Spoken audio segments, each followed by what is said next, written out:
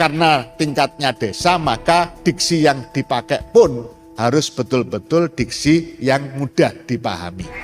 Itulah makanya kita bicara goals yang pertama, desa tanpa kemiskinan, desa tanpa kelaparan, desa sehat dan sejahtera, pendidikan desa berkualitas, keterlibatan perempuan desa, air bersih dan sanitasi.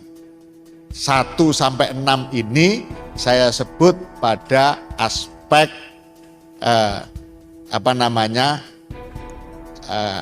aspek kewargaan. Jadi goals yang pertama sampai goals yang ke-6 ini SDGs desa yang bersentuhan langsung dengan aspek kewargaan.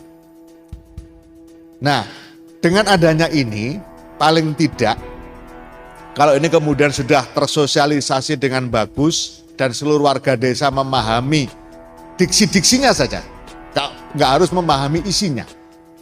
Itu paling tidak pengawasan terhadap pemanfaatan dana desa, pembangunan desa, itu bisa dilakukan oleh siapa saja warga masyarakat desa.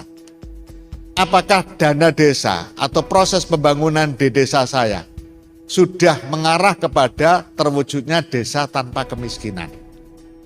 Dan seterusnya, tentu ini juga butuh waktu yang tidak pendek.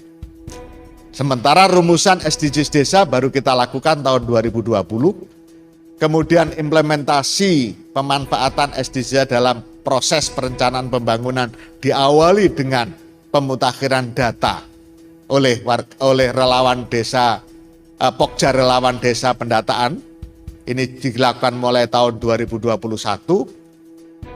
Tahun 2022 kita baru mulai dengan melakukan gelar pembacaan dan pemanfaatan SDGs data SDGs desa yang saya lakukan di 2 desa di Kabupaten Bantul beberapa waktu yang lalu dalam bulan ini juga, bulan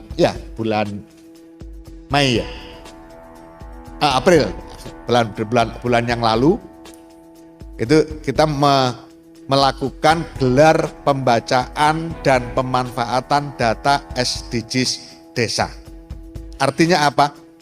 Seluruh fase di dalam mulai dari penyusunan paradigmanya, konsepnya, kemudian indikatornya, pelaksanaan pemutakhiran data, kemudian bagaimana membaca, kemudian bagaimana mengimplementasikan dalam perencanaan pembangunan.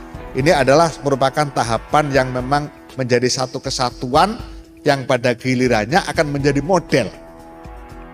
Akan menjadi model perencanaan, pelaksanaan, dan pengawasan pembangunan di desa.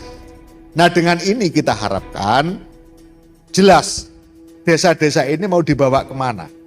Apakah menuju kepada desa tanpa kemiskinan? Apakah sudah menuju pada pendidikan desa berkualitas? Apakah sudah betul-betul memperhatikan air bersih dan sanitasi? Apakah desa itu sudah memiliki komitmen yang tinggi terhadap lingkungan? Ini berarti bicara kewilayahan. Jadi SDGs desa itu 3 klaster kalau dalam konsep saya. Yang pertama kewargaan 1-6, kemudian 7-14, 15 itu kewilayahan. Desa peduli lingkungan laut, desa peduli lingkungan darat, ekonomi desa produktif, pembangunan infrastruktur desa sesuai dengan kebutuhan dan lain-lain, itu bicara kewilayahan. Kemudian bicara tentang kemitraan dalam pembangunan desa, kemudian khas SDGs desa, yaitu goals yang ke-18, kelembagaan desa dinamis dan budaya desa adaptif, itu adalah bicara terkait dengan kelembagaan desa. Nah, harapannya pada sisi yang lebih makro lagi, desa ini sudah bicara kewargaan berapa hal. Dari 6 hal tadi, berapa yang sudah selesai? Kemiskinannya sudah selesai belum? Kalau belum, sudah tinggal berapa? Kapan penyelesaiannya? Itu sudah terancang sedemikian rupa ketika data-data yang dikumpulkan oleh Pokja Relawan Desa pendataan desa tadi sudah selesai, kemudian kita lakukan pembacaannya, kita manfaatkan bagaimana untuk perencanaan pembangunan dan seterusnya, sehingga harapannya adalah Bapak Ibu sekalian, pada saatnya nanti perdebatan pembangunan di desa itu tidak berdasarkan pada keinginan, tapi didasarkan pada kebutuhan.